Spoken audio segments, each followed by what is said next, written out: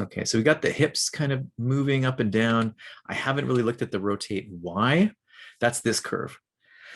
And this is a bit of a mess. This is the ticking clock, the pendulum, right? So we're just going from one side to the other. So what I could do is I could try and clean up every single point.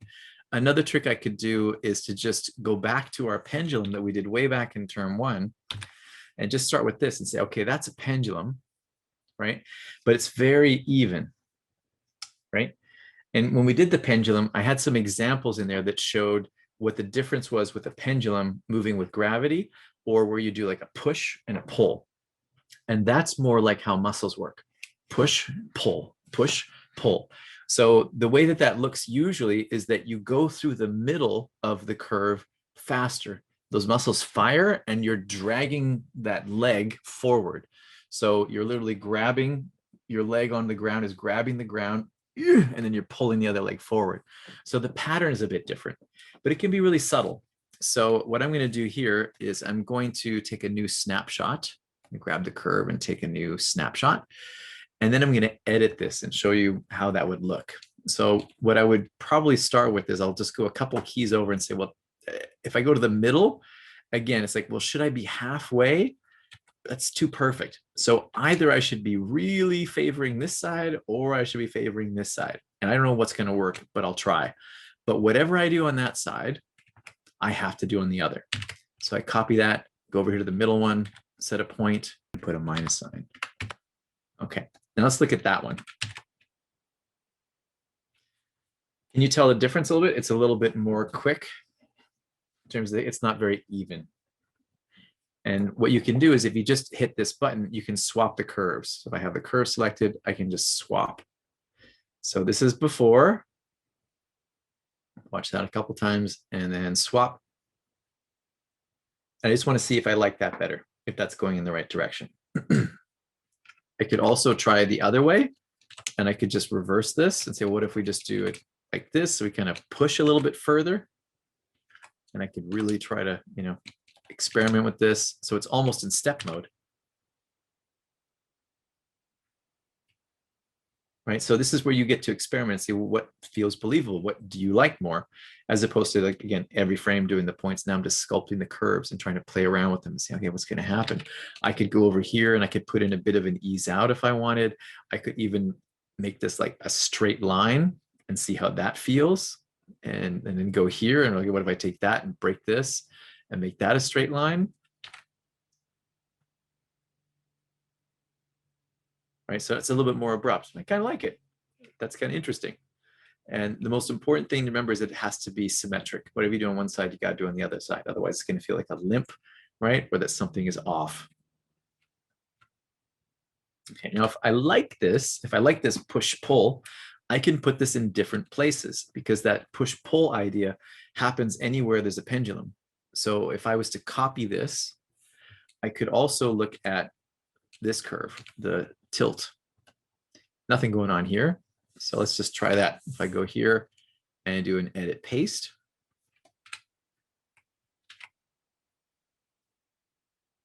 Okay, that's kind of interesting, right? So I use one curve to kind of layer in something else. Only problem is I'm tilting the wrong way. So if I go to the wrong way, how do I flip a curve? What do you usually multiply to flip a curve around? Does anybody remember? It's times equals something. -1. Yeah, so I just go in and say, okay, times equals -1.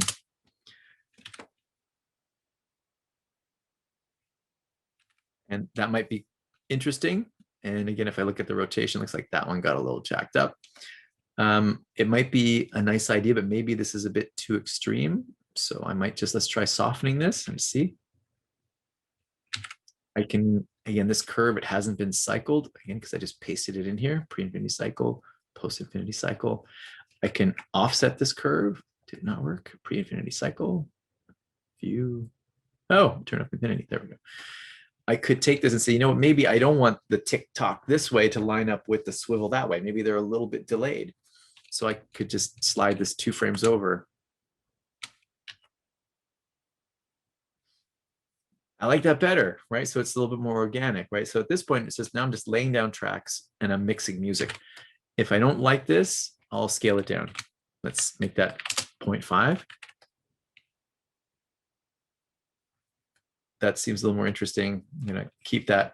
But one of the problems I mentioned is that we need to have the chest do the opposite. And with this rig, what I would look at is, well, if I twist this, it starts to feel very segmented. Maybe this is a better place to move the torso. Think of it like the whole rib cage. With a lot of rigs, sometimes like when you look at the way our body is rigged, right, where the flexibility is, it's mostly the lower spine that does most of the twisting. It's not that like your chest will separate from your abdomen, right? That's really hard because your ribs will complain as they start to crack and you do that. But with the rig, sometimes it's just the way that it's weighted. You have to kind of play around and say, which one would I use? When I was new, I would just use everything because I was too scared. If I get in trouble, I'd be lazy, but it's no, you got to pick the right control. Less is definitely more. So this control I would probably use to do the twisting, and it should do the opposite of this one. So I already have that curve. I just copy it and then go to the chest, go to its rotate Y. I have to delete all these points here, and I got to go to the frame I want to paste, then do an edit paste. And the problem is that it's going to do the same thing. So it's pointing in the same direction as the hip. I want that to be the opposite. Times equals -1, flip it, and then just look and see where does the curve do weird stuff there. So now what's happening is the chest is canceling the hip. So now the chest is straight, right? It's not doing this at all. It's canceled. And that's not exactly what I want either. I want this to actually be a bit more. So I'll just say, let's say times equals, I don't know, 2 to make it twice as big.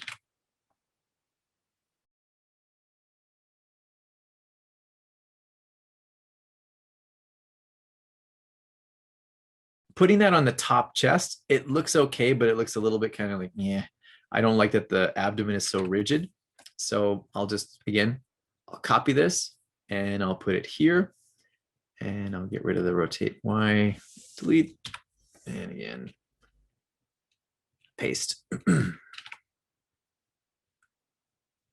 Okay, now with all of these things working, if I grab this one, this one, this one, they're all doing rotate Y, all doing rotate Y.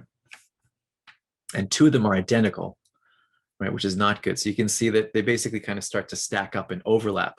So if I want to look at the hip, I got to find where the root is and see this one, that's the hip. How do I know? I'll move it up and down. That's the hip. Okay, and then this one, what's this one?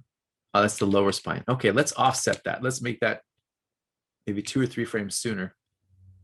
So now everything kind of moves at a slightly different time. When I look at all of these rotates, I'm trying to weave them all. And I can adjust the height of these. I can say, well, this one is the lower one. I don't want that one to rotate too much, or maybe the one at the top, I don't want that one to rotate too much. So I just have to make sure I'm scaling the right one. I'll say, yeah, let's make that a little bit less, times equals, I don't know, 0.5. And then just start experimenting and see how now that starts to feel more interesting, right? Everything's working together. But it all started from one curve, right? So if you get one curve working, copy paste, and you can save yourself a ton of time. I don't think that this is working as nicely. It feels like this is a bit abrupt. So I like it for the hips, but these two, when I look at the rotate Ys, these sharp, abrupt changes, I'm gonna smooth that out a little bit. I'm a bit worried that I might be kind of making things a little too sharp. So I'm just gonna reduce that, make it a little bit more like a bell curve, just to smooth it out and see how that feels. Yeah, I like that better. Okay, now, B-Boy is a challenging rig because B-Boy does not have a chest control that is isolated. I have to get the hip right and then work my way up the chain. If I want to change the hip, the problem now is if I change the hip and say, yep, it's great, but can we have twice as much rotation? It's going to completely change. Times equals 2. It will change everything up the chain, right? And it might completely negate some of the chest rotation. If I undo that and go back, you can see how the chest felt so different. But if I go back and edit the hips, it affects the chest. I got to redo the chest. So a rig like this, you have to work from the top node out and never go back, because as soon as you get a note, it's like, okay, it's total redo. And I can't just isolate it. With the other rigs, you can move the hip on its own, you can move the chest on its own. So you have a lot more flexibility to experiment. But a rig this simple, you have to work from the hip and go up the chain.